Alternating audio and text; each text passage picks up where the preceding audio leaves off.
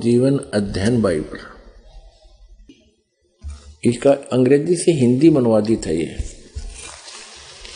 ये उत्पत्ति नंबर 1 अध्याय है। यो आरंभ यहां से होता है और इसका प्रश्न नंबर 4 पे, प्रश्न नंबर 4 पे यहां से देखते हैं। आरंभ है, आदि में परमेश्वर ने आकाश और पृथ्वी की सृष्टि की।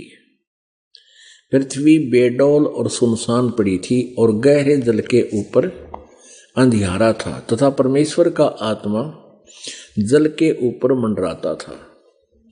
जब परमेश्वर ने कहा उजियाला हो, तो उजियाला हो गया।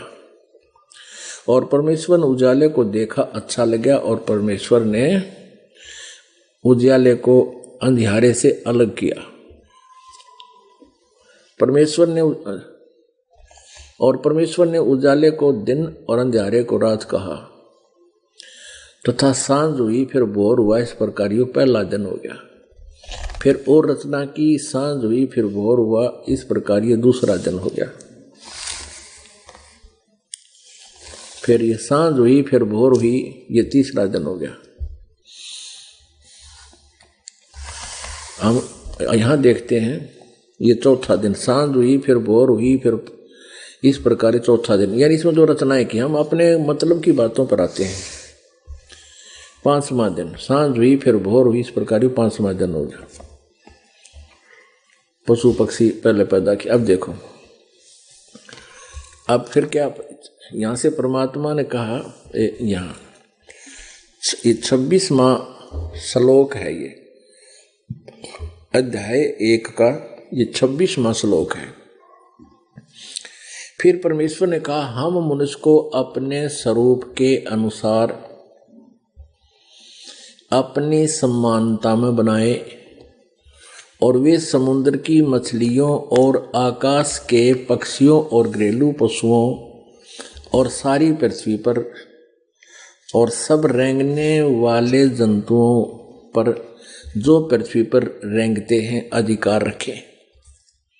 इनको खाने का नहीं कहा, केवल उनका कंट्रोलर हो, बुद्धि ज्यादा हो उसमें। तब परमेश्वर ने मनुष्य को अपने स्वरूप के अनुसार उत्पन्न किया। अपने ही स्वरूप के अनुसार परमेश्वर ने उसको उत्पन्न किया। नर और नारी करके उसने मनुष्यों की सृष्टि की।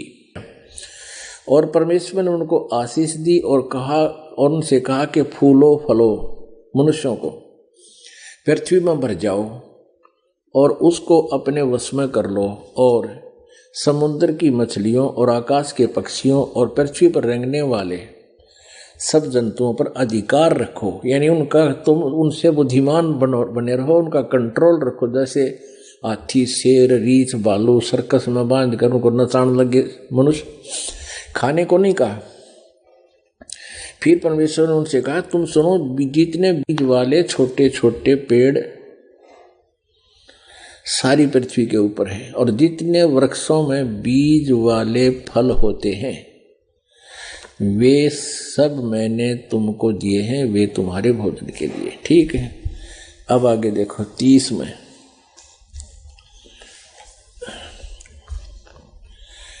और जितने पृथ्वी के पशु और आकाश के पक्षी और पृथ्वी पर रेंगने वाले जंतु हैं, उनमें जिनमें जीवन के प्राण हैं, उन सब के खाने के लिए मैंने सब हरे हरे पेड़ दिए हैं। और वैसा ही हो गया। तब परमेश्वर ने जो कुछ बनाया था सबको देखा, तो क्या देखा कि वह बहुत ही अच्छा है।